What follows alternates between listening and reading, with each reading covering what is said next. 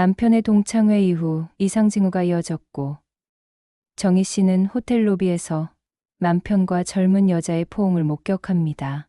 거짓말을 확인한 정희 씨는 결국 탐정을 고용했고 이제 정희 씨의 반격이 시작됩니다. 영상 시작 전 구독과 좋아요 부탁드리겠습니다. 제작에 큰 힘이 됩니다. 감사합니다. 정희 씨는 최대한 자연스럽게 일상을 유지하기로 했습니다. 성호 씨에게 들키지 않도록 조심하면서도 평소처럼 카페 일을 하고 집안일을 했어요. 일주일 후 병수에게서 첫 번째 연락이 왔어요. 성호 씨의 기본적인 동선은 파악했습니다. 며칠 더 지켜봐야 확실한 증거를 잡을 수 있을 것 같아요. 정희 씨의 가슴은 두근거렸어요. 곧 진실을 알 수 있을 것 같았습니다. 그런데 그날 저녁 이상한 일이 일어났습니다. 성호 씨가 집에 들어오더니 정희 씨를 유심히 쳐다보는 거예요. 여보, 요즘 어디 다녀? 네, 카페에서 일하는데요. 왜요? 아니, 그냥. 며칠 전에 강남에서 당신 닮은 사람을 봤다고 친구가 그러더라고.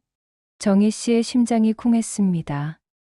혹시 미행하는 걸 들킨 걸까요? 강남요? 전 요즘 강남 갈 일이 없는데요. 잘못 본 거 아니에요? 그래? 뭐, 그럴 수도 있지. 성호 씨는 그렇게 말하고는 방으로 들어갔지만 정희 씨는 불안했어요. 혹시 자신이 조사하고 있다는 걸 눈치챈 건 아닐까? 다음 날 정희 씨는 급히 탐정 병수에게 연락했습니다. 혹시 남편이 눈치챈 것 같아요. 그럴 수도 있습니다. 하지만 걱정 마세요. 더 조심스럽게 조사하겠습니다. 그로부터 며칠 후 더 이상한 일들이 벌어지기 시작했어요. 집에 돌아온 정희 씨는 자신의 방이 미묘하게 어지러워진 걸 발견했습니다.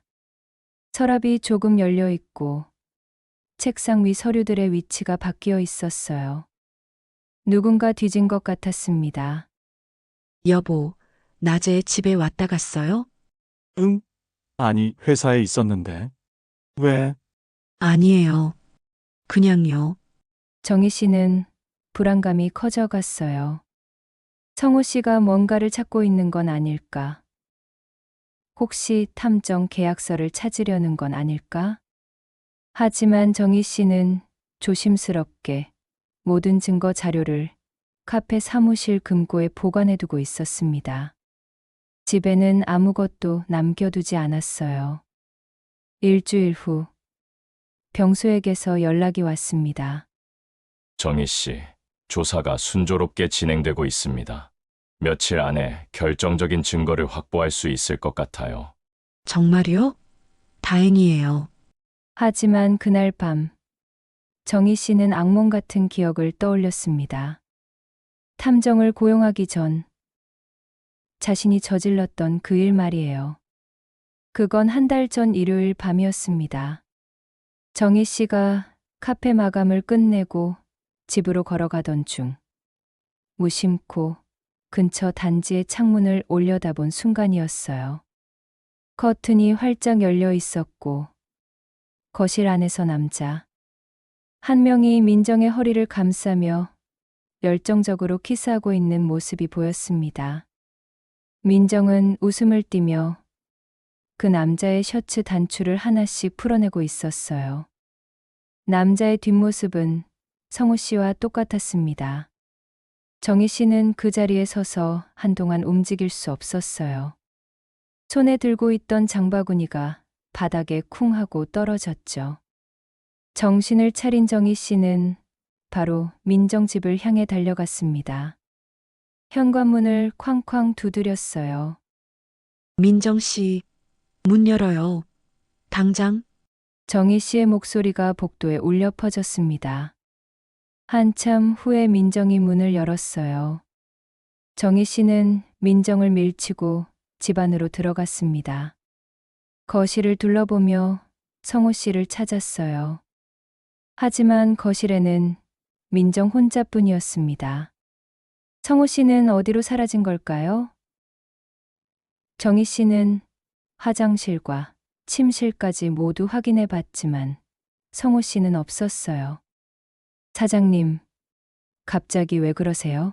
민정의 목소리에는 진짜 놀라는 기색이 역력했습니다. 방금 전 분명히 남자가 있었어요. 제가 직접 봤다고요. 정말 이상하시네요. 여기 남자 없어요. 민정은 고개를 저으며 부인했어요. 오히려 정희 씨를 이상한 사람 취급하는 눈빛이었죠. 정희 씨는 더 이상 참을 수 없었어요. 증거도 없었고 성호 씨는 이미 사라진 상태였지만 분노를 억누를 수 없었습니다. 며칠 후 정희 씨는 다시 한번 남편을 추적하기로 결심했어요. 성호 씨에게 친구 모임이 늦어진다고 거짓말을 하고 집 근처에 숨어서 지켜봤습니다. 밤 10시쯤 성호 씨가 집에서 나와 민정의 집 현관문 앞에 섰어요. 초인종을 눌렀고 잠시 후 민정이 문을 열었습니다. 민정은 성호 씨를 보더니 반가운 표정을 지으며 집 안으로 들어오라고 손짓했어요. 정희 씨는 그 모습을 똑똑히 목격했습니다. 이번에는 착각이 아니었어요. 정희 씨는 더 이상 참을 수 없었습니다. 민정 집으로 뛰어가서 주먹으로 문을 쾅쾅 두드렸어요. 민정 씨, 문 열어요. 민정 씨, 몇몇 집에서 현관문을 조금씩 열고 밖을 내다보기 시작했죠. 한참 후에 민정이 문을 열었어요. 머리도 조금 흐트러져 있었고 옷도 평소보다 헝클어져 있었습니다. 정희 씨는 민정을 밀치고 집 안으로 들어갔습니다. 남편은 거실에 없었어요. 여보, 무슨 일이야? 그때 침실에서 성호 씨가 나왔습니다. 옷을 급하게 입은 듯 셔츠가 제대로 정리되지 않았어요. 정희 씨의 분노가 폭발했습니다. 민정의 머리카락을 움켜쥐고 소리쳤어요. 야, 이 불륜녀야. 남의 남편 빼앗으니까 좋냐? 민정은 깜짝 놀라며 정희 씨의 손을 뿌리치려 했지만 쉽지 않았어요.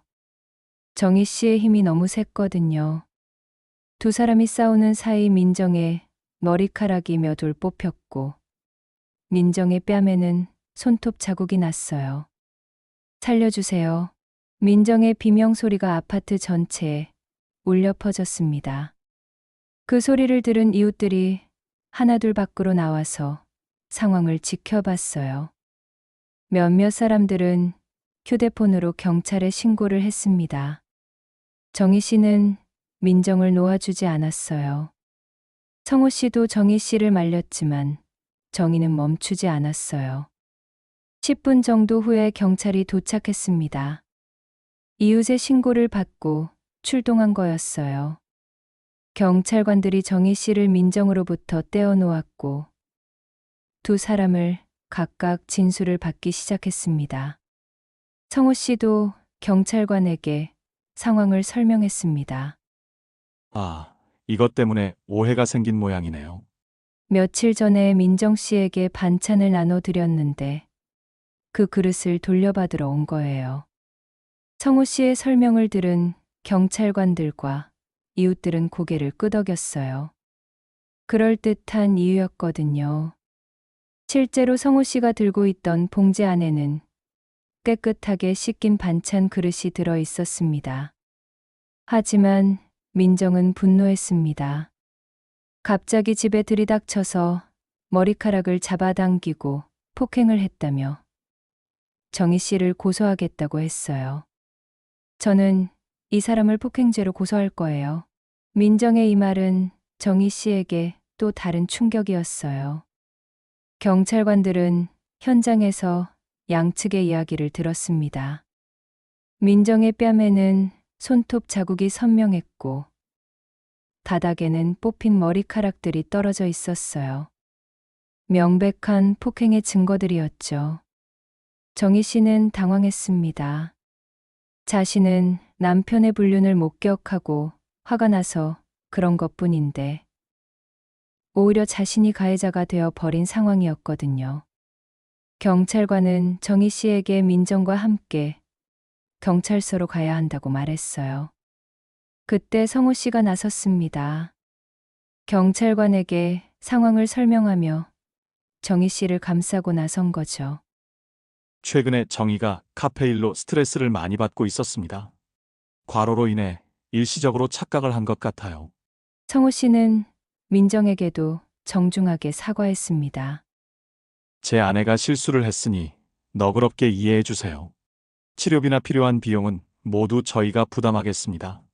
경찰관들도 성호 씨의 말을 들어보니 단순한 오해에서 비롯된 일인 것 같다며 합의를 권했어요. 며칠간의 협상 끝에 결국 합의가 이루어졌어요.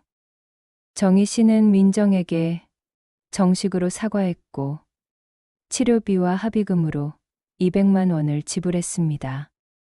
민정은 그 조건으로 고소를 취하했어요. 제가 너무 감정적으로 행동했습니다. 정말 죄송해요. 정희 씨는 고개를 숙이며 사과했습니다. 하지만 마음속으로는 여전히 억울했어요. 분명히 뭔가 있다고 확신했는데 결국 자신만 잘못된 사람이 되어버렸거든요. 그 사건 이후 아파트 단지에서 소문이 퍼지기 시작했습니다. 이웃들 사이에서는 정희 씨가 남편을 의심해서 M1 사람을 폭행했다는 이야기가 돌았어요. 어떤 사람들은 정희 씨가 정신적으로 문제가 있는 것 아니냐는 말까지 했습니다. 카페 손님들 중에서도 그 소문을 들은 사람들이 있었죠. 정희 씨는 카페에서 일하면서도 사람들의 시선을 의식하게 됐어요. 손님들이 자신을 보며 수군거리는 것 같았고 평소보다 손님 수도 줄어든 것 같았습니다. 성호 씨는 평소보다 더 다정하게 정희 씨를 대했습니다. 스트레스를 받지 말라고 위로해주고 카페 일도 좀 줄이라고 권했어요. 그 일 이후로 성호 씨의 수상한 행동도 잠시 멈췄습니다. 분리수거를 핑계로 밖에 나가는 일도 없어졌고 담배도 다시 끊었다고 했어요. 정희 씨는 점점 자신이 정말로 착각한 건 아닐까 하는 생각이 들었어요. 자신이 너무 의심이 많았던 건 아닐까요? 하지만 마음 한구석에서는 여전히 뭔가 석연치 않다는 느낌이 있었어요. 그날 밤 분명히 본 것은 환상이 아니었거든요. 하지만 증거도 없고 이미 소동까지 벌린 상태에서 다시 의심을 제기하기는 어려웠어요. 그래서 정희 씨는 탐정을 고용하기로 결심한 거였습니다. 이번에는 확실한 증거를 잡아야 했어요. 또다시 미친 사람 취급받을 순 없었으니까요. 그리고 지금 그 탐정 조사가 진행되고 있는 중이었습니다. 일주일 후 병수에게서 긴급 연락이 왔습니다. 정희 씨, 큰 문제가 생겼습니다. 급히 사무실로 와주세요. 정희 씨는 급하게 사무실로 달려갔어요. 병수의 표정이 심각했습니다. 무슨 일이에요? 성호 씨가 증거 인멸을 시작했습니다. 병수는 노트북 화면을 보여줬어요.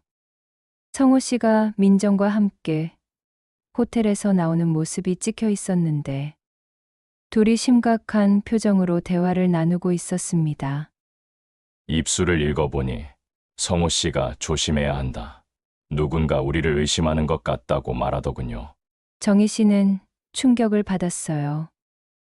그럼 어떻게 해요? 더 심각한 건 이겁니다. 병수는 다른 자료를 꺼냈습니다. 성호 씨가 회사 돈을 빼돌려서 해외 계좌로 송금하고 있습니다. 지난 3일 동안 3억 원 가량이 홍콩 계좌로 이체됐어요. 3억이요? 네. 아마 이혼 소송에 대비해서 재산을 숨기려는 것 같습니다. 이러다가 모든 돈을 빼돌리면 재산 분할해서 받을 게 없을 수도 있어요. 정희 씨는 급해졌습니다. 그럼 어떻게 해야 하죠?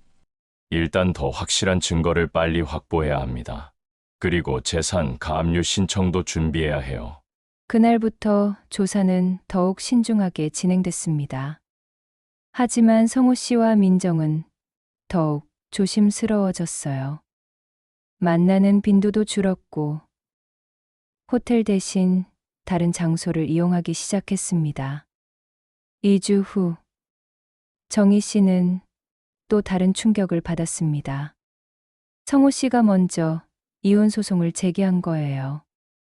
그것도 정희 씨가 정신적으로 불안정해서 정상적인 결혼 생활이 불가능하다는 이유로요. 뭐라고요? 변호사로부터 소송 통지서를 받은 정희 씨는 분노했습니다. 남편분이 선수를 쳤네요. 그리고 이것 좀 보세요. 변호사는 성호 씨가 제출한 증거 자료를 보여줬어요. 거기에는 정희 씨가 민정을 폭행한 날의 이웃 증언들이 포함되어 있었습니다. 정희 씨가 이유 없이 민정 씨를 의심하고 폭행했다. 정신적으로 문제가 있어 보였다는 증언들이네요. 말도 안 돼요. 그때 분명히 남편이 거기 있었다고요. 하지만 증거가 없습니다. 그리고 오히려 정희 씨가 폭행으로 합의금 200만 원까지 물었던 기록이 남아 있어요. 이게 불리하게 작용할 수 있습니다. 정희 씨는 답답했어요. 성호 씨가 그날의 상황을 역으로 이용하고 있었던 겁니다. 그리고 더 큰 문제가 있습니다. 변호사는 심각한 표정으로 말했어요. 남편분이 정희 씨를 정신과 치료가 필요한 사람으로 몰아가고 있어요. 병원 진단서도 필요하다며 정희 씨에게 정신과 상담을 받으라고 요구하고 있습니다. 이게 무슨... 전형적인 가스라이팅 전략입니다. 피해자를 가해자로 만들고 정상적인 의심을 정신병으로 몰아가는 거죠. 정희 씨가 민정을 폭행했던 사건이 이제 와서 독이 되고 있습니다. 정희 씨는 분노와 억울함에 떨었어요. 자신이 당한 배신을 밝히려는데 오히려 자신이 정신병자 취급을 받고 있다니. 그날 밤 더 충격적인 소식이 들려왔습니다. 병수에게서 급한 전화가 왔어요. 정희 씨, 민정이가 임신했다고 주장하고 있습니다. 네, 오늘 저녁 민정과 성호 씨가 만났는데 민정이 임신 테스트기를 보여주더군요. 성호 씨가 굉장히 당황하는 모습이었어요. 정희 씨는 어지러웠습니다. 설상가상이었어요. 임신이 사실이라면 이혼 소송은 더 복잡해집니다. 남편이 책임을 져야 한다며 재산 분할을 유리하게 끌고 갈 수도 있어요. 정희 씨는 무너질 것 같았어요. 모든 게 불리하게 돌아가고 있었습니다. 며칠 후 성호 씨는 집에서 정희 씨에게 말했습니다. 여보, 우리 이혼하자. 서로를 위해서. 무슨 소리예요? 당신도 요즘 힘들어 보이잖아. 나도 당신도 더 이상 이 결혼 생활에서 행복할 수 없어. 원만하게 합의 이혼하자. 당신이 바람 피워놓고 무슨 소리예요? 바람? 무슨 바람? 당신 또 시작이야? 지난번에 민정 씨 폭행하고도 정신 못 차렸어? 정말 병원 가봐야 하는 거 아니야? 성호 씨는 정희 씨를 마치 정신병자 보듯이 쳐다봤어요. 정희 씨는 분노가 치밀었지만 꾹 참았습니다. 지금 감정적으로 행동하면 성호 씨의 술책에 날려드는 거였으니까요. 합의 이혼하면 재산은 55로 나누고 위자료 없이 깔끔하게 정리하자. 그게 서로에게 좋아. 싫어요. 법대로 하겠어요. 그래. 그럼 당신이 정신적으로 문제가 있다는 걸 법정에서 증명하겠어. 민정 씨 폭행 사건 기록도 다 있어. 그러면 재산 분할도 내게 유리하게 될 거야. 성호 씨는 냉정하게 말했어요. 이미 모든 걸 계획한 듯 했습니다. 정희 씨는 급히 병수에게 연락했어요. 빨리 결정적인 증거를 잡아야 해요.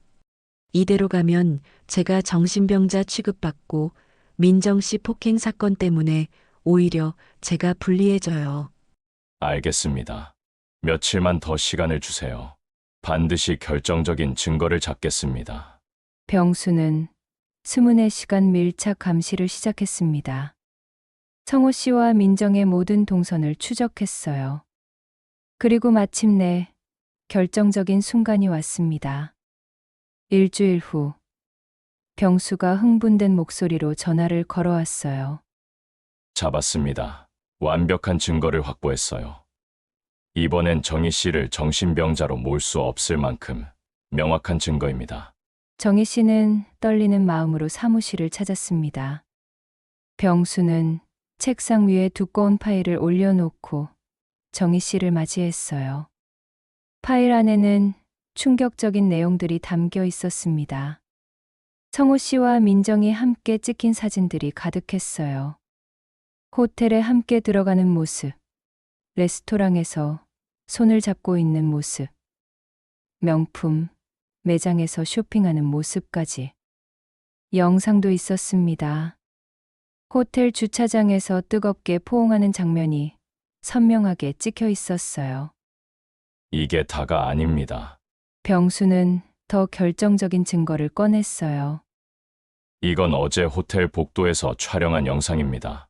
영상에는 성호 씨와 민정이 호텔 객실로 들어가는 장면이 담겨 있었어요. 그리고 몇 시간 후 나오는 장면까지. 완벽한 증거였습니다. 그리고 이건 더 중요한 증거입니다.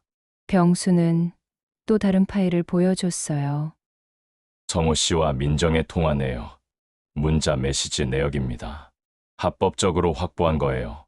메시지 내역에는 두 사람의 애정 표현과 만남 약속이 가득했습니다. 사랑해. 보고 싶어. 언제 만나?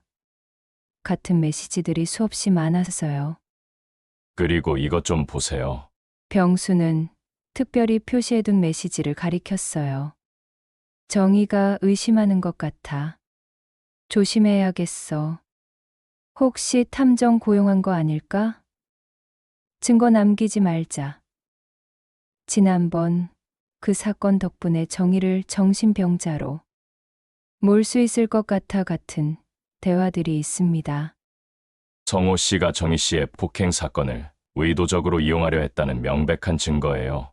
정희 씨는 그 증거들을 보며 온몸이 떨렸어요. 그런데 더 충격적인 게 있습니다. 병수는 심각한 표정으로 말했어요. 민정의 임신은 거짓이었습니다. 네, 며칠 전 민정이 병원에 갔는데 우리 조사원이 의사와 대화하는 걸 들었어요. 민정은 임신이 아니었습니다. 성호 씨를 붙잡기 위한 거짓말이었던 거죠. 그럼 남편은 그걸 알고 있나요? 아니요. 성호 씨는 아직 모르는 것 같습니다. 오히려 민정 때문에 더 조바심을 내고 있어요. 정희 씨는 아이러니하다고 생각했어요. 남편도 그 여자에게 속고 있었던 거죠. 그리고 재정 조사 결과 병수는 더 충격적인 정보를 꺼냈습니다. 성호 씨가 이 여성에게 송금한 금액이 총 8천만 원입니다. 여러 차례에 걸쳐서 나눠서 보냈어요. 8천만 원이요? 정희 씨는 어지러웠습니다. 불륜도 모자라서 그렇게 많은 돈을 퍼주고 있었다니. 박민정 씨는 현재 강남에서 작은 꽃집을 운영하고 있습니다. 그 꽃집 운영 자금 명목으로 돈을 받은 것으로 보입니다. 병수는 계속해서 자료를 보여줬어요. 성호 씨 회사와 민정의 꽃집 사이에 허위, 세금, 계산서까지 작성되어 있었습니다. 이건 명백한 횡령과 탈세입니다. 그리고 이것도 있습니다. 병수는 성호 씨가 해외로 송금한 내역을 보여줬어요. 성호 씨가 홍콩 계좌로 보낸 3억 원. 이것도 추적했습니다. 계좌 명의는 성호 씨의 대학 동창 이름으로 되어 있지만 실제로는 성호 씨가 관리하는 페이퍼 컴퍼니예요. 그럼 이걸로 네, 재산 은닉의 증거입니다. 이혼 소송에서 성호 씨가 재산을 숨기려 했다는 걸 증명할 수 있어요. 드디어 완벽한 증거를 확보한 거였습니다. 이 정도 증거면 이혼 소송과 상간 소송에서 충분히 승리할 수 있을 거예요. 그리고 횡령, 탈세, 재산 은닉까지 추가로 고소할 수 있습니다. 정희 씨가 민정을 폭행했던 사건도 이제는 문제가 되지 않습니다. 오히려 성호 씨가 그 사건을 악용하려 했다는 증거가 있으니까요. 병수는 또 다른 서류를 꺼냈어요. 그리고 이건 보너스입니다. 뭔데요? 성호 씨가 정희 씨를 정신병자로 몰아가려고 이웃들에게 거짓말을 퍼뜨린 증거입니다. 이웃 몇 명과 통화한 내용을 녹음했어요. 녹음 파일에는 성호 씨가 이웃들에게 아내가 요즘 이상해요. 정신과 치료를 받아야 할 것 같아요. 지난번에 민정 씨를 폭행한 것도 정신적으로 문제가 있어서 그런 거예요 라고 말하는 내용이 담겨 있었습니다. 이건 명예훼손으로도 고소할 수 있습니다. 정희 씨는 모든 증거를 보며 확신이 섰어요. 이제는 반격할 때였습니다. 며칠 후, 정희 씨는 변호사를 만나 모든 증거를 제출했습니다. 완벽합니다. 이 정도 증거면 승소는 확실하고 재산 분할도 70% 이상 받을 수 있을 것 같습니다. 그리고 민정 폭행 사건도 이제 문제가 안 됩니다. 오히려 성호 씨가 악용하려 했다는 게 증명됐으니까. 변호사는 자신 있게 말했어요. 그리고 성호 씨가 먼저 제기한 이혼 소송도 기각시킬 수 있어요. 오히려 정희 씨가 제기한 이혼 소송으로 진행하는 게 유리합니다. 횡령과 탈세는요? 당연히 형사 고소도 함께 진행해야죠. 재산 은닉도 추가하고요. 정희 씨는 이제 성호 씨에게 역습을 가할 준비를 마쳤습니다. 먼저 법원에 재산 가압류 신청을 했어요. 성호 씨가 더 이상 재산을 빼돌리지 못하도록요. 그리고 성호 씨가 제기한 이혼 소송에 대해 반박 자료를 제출했습니다. 성호 씨의 불륜 증거, 횡령 증거, 재산 은닉 증거를 모두 법원에 제출했어요. 동시에 민정에게는 상간 소송을, 성호 씨에게는 횡령과 탈세로 형사 고소를 했습니다. 일주일 후, 성호 씨에게 법원 통지서들이 한꺼번에 날아갔어요. 그날 저녁, 성호 씨가 집에 들어왔을 때 얼굴이 창백했습니다. 이게 대체 뭐야? 손에는 여러 통의 법원 통지서가 들려 있었어요. 이혼 소송, 상간 소송, 횡령 고소, 탈세 고발, 재산 가압류 결정문까지. 당신이 나한테 한 짓이에요. 정희 씨는 차갑게 말했어요. 당신이 민정이랑 노란한 증거 다 있어요. 호텔 가는 것, 돈 보낸 것, 회사 돈 빼돌린 것, 해외로 재산 숨긴 것 다 있어요. 그리고 나를 정신병자로 몰려고 민정 폭행 사건을 이용하려 했던 것까지 다 증거로 있어요. 성호 씨의 얼굴이 더욱 하얗게 변했습니다. 어떻게? 탐정을 고용했어요. 당신이 나를 정신병자로 몰아가려고 할 때 난 이미 모든 증거를 확보하고 있었어요. 당신이 내가 민정을 폭행한 사건을 악용하려던 대화 내용도 다 있어요. 여보, 미안해 내가 잘못했어. 그러니까 이거 취소해줘, 응? 성호 씨는 갑자기 무릎을 꿇으며 빌기 시작했어요. 이미 늦었어요. 법대로 할 거예요. 제발 나 감옥 가면 안 돼. 회사도 망하고. 그건 당신이 생각할 문제예요. 나는 이제 당신과 아무 관계 없어요. 정희 씨는 돌아서서 방으로 들어갔습니다. 뒤에서 성호 씨의 절규가 들렸지만 정희 씨는 돌아보지 않았어요. 다음 날부터 본격적인 법정 공방이 시작됐습니다. 첫 번째 공판에서 정희 씨의 변호사는 탐정이 수집한 증거들을 하나씩 제시했어요. 사진, 영상, 통화 내역, 계좌이체 내역까지. 성호 씨의 변호사는 변명을 시도했지만 소용없었습니다. 증거가 너무나 명확했거든요.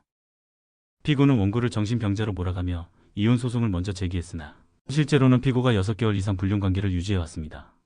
변호사는 성호 씨와 민정의 메시지 내역을 공개했어요. 사랑해 보고 싶어라는 메시지들이 수백 건입니다. 이건 명백한 불륜입니다.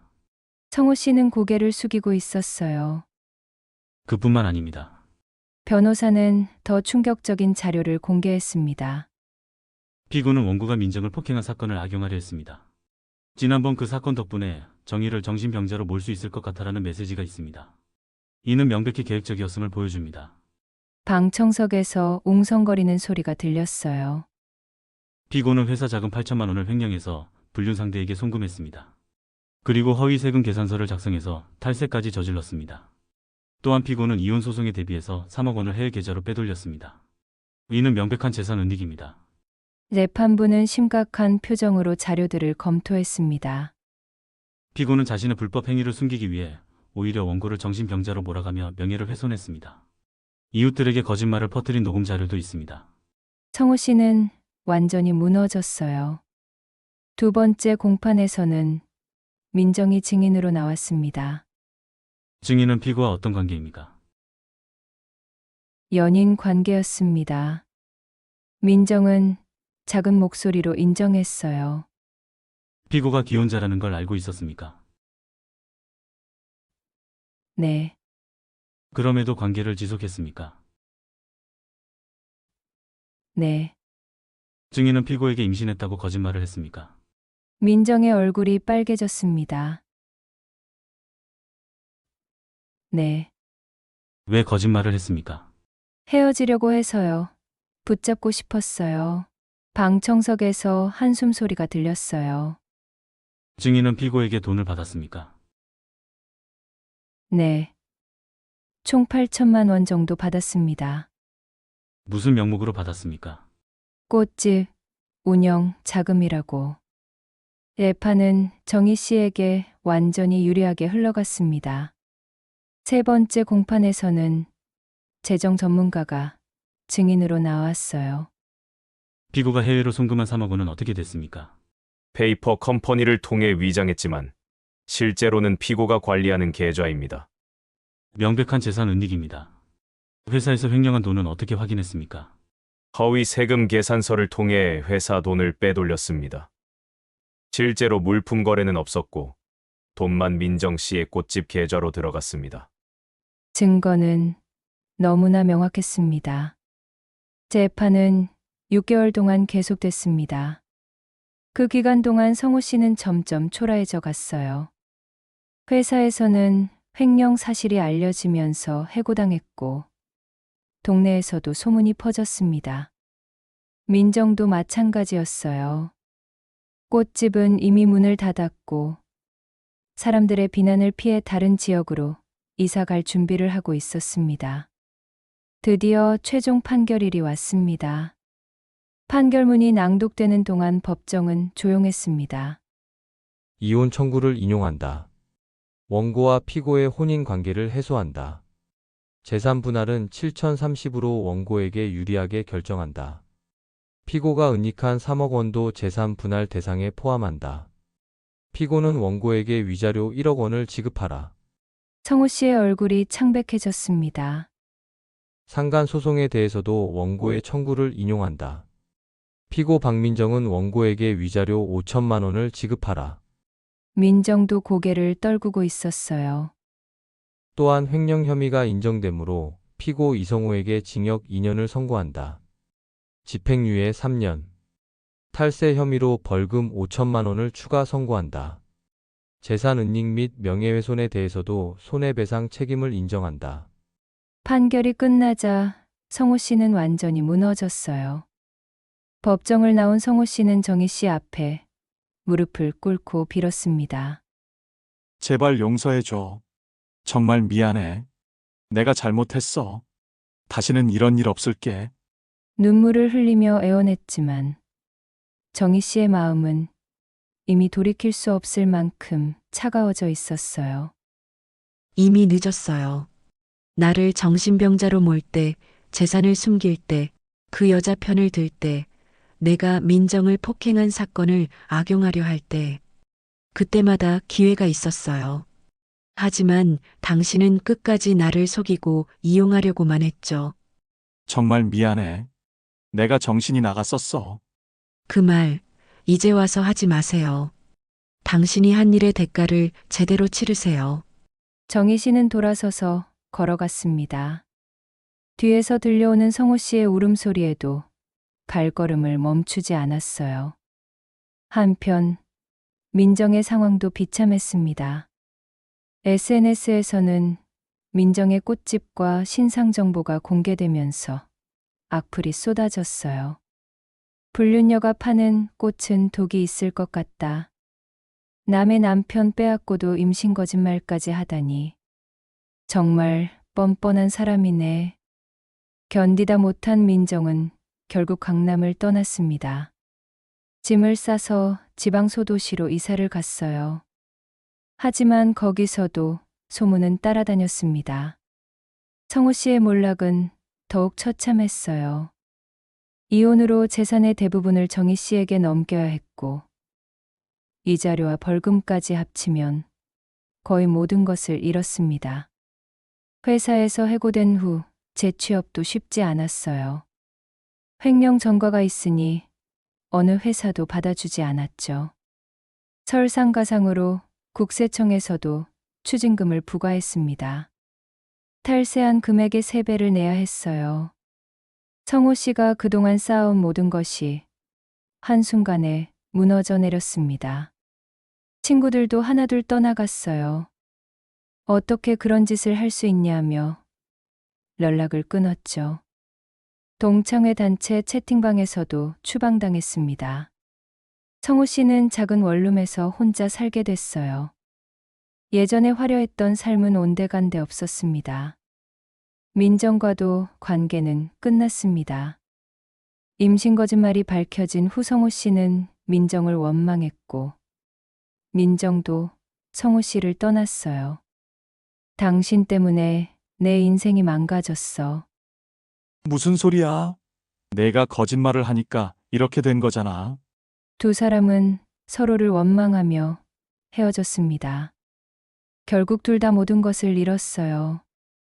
사랑, 재산, 명예, 일, 친구. 모든 것이 사라졌습니다.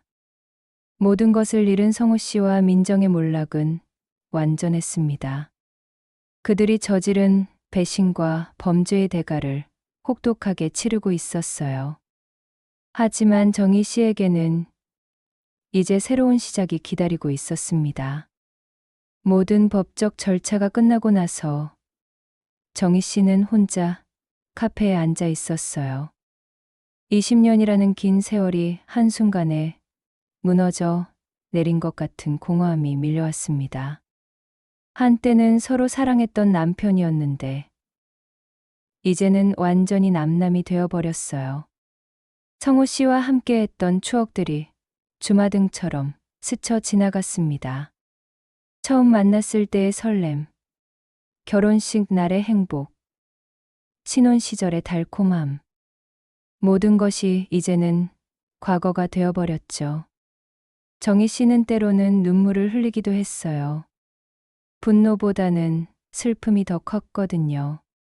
자신이 믿고 사랑했던 사람에게 이렇게 배신당했다는 현실이 받아들이기 어려웠습니다. 하지만 시간이 흐르면서 정희 씨는 점점 그 감정들을 떨쳐냈어요. 슬퍼하고 있을 시간이 없었거든요. 이제는 혼자서 살아가야 했고, 카페도 더 열심히 운영해야 했습니다. 정희 씨는 카페 일에 더욱 집중했어요. 새로운 메뉴를 개발하고 인테리어도 바꿨습니다. 손님들에게도 더욱 친절하게 대했고, 카페 분위기도 밝게 만들려고 노력했어요. 재산 분할로 받은 돈으로 카페를 확장했습니다. 옆 가게가 비어서 그곳까지 임대해서 좌석을 늘렸어요. 베이커리 코너도 만들어서 직접 구운 빵과 케이크를 팔기 시작했죠. 손님들도 다시 돌아오기 시작했어요. 오히려 정희 씨를 응원하는 사람들이 더 많아졌습니다. 사장님, 정말 대단하세요. 그런 일을 겪고도 이렇게 씩씩하게 사시다니. 힘내세요. 새 출발 응원합니다. 사장님 같은 분이야말로 진짜 강한 사람이에요. 그 폭행 사건도 사실은 남편 때문이었잖아요. 이런 격려의 말들이 정희 씨에게 큰 힘이 됐어요. 웃음도 자주 나왔고 목소리에도 활기가 돌아왔어요. 성호 씨 때문에 받았던 스트레스에서 해방된 것 같았습니다. 어느 화창한 봄날 아침이었어요. 정희 씨는 평소처럼 카페에서 원두를 갈고 있었습니다. 커피 머신 소리와 함께 고소한 원두 향이 카페 안에 퍼졌어요. 힘들었지만 이제 진짜 끝났구나. 그리고 나는 이제 진짜 내 인생을 살 거야. 정희 씨의 목소리에는 확신이 담겨 있었어요. 더 이상 누구에게 의존하지 않고 자신의 힘으로 살아가겠다는 의지가 느껴졌죠. 카페 창문으로 따뜻한 봄 햇살이 스며들었습니다. 그 햇살이 정희 씨의 얼굴을 비추자 평온한 미소가 떠올랐어요. 정희 씨는 새로운 하루를 시작할 준비를 마쳤어요. 카페 문을 열고 손님들을 맞이할 시간이었죠. 이제는 누구의 그림자가 아닌 자신만의 빛나는 인생을 살아갈 차례였습니다. 아침 햇살 속에서 커피를 내리는 정희 씨의 모습은 그 어느 때보다 당당하고 아름다워 보였어요. 오늘 이야기는 여기까지입니다. 오늘 이야기 어떠셨나요? 사연자분께 따뜻한 격려의 댓글 남겨주시면 큰 힘이 될 거예요. 구독과 좋아요 눌러주시면 새로운 이야기로 보답하겠습니다. 오늘도 함께 해주셔서 진심으로 감사드립니다.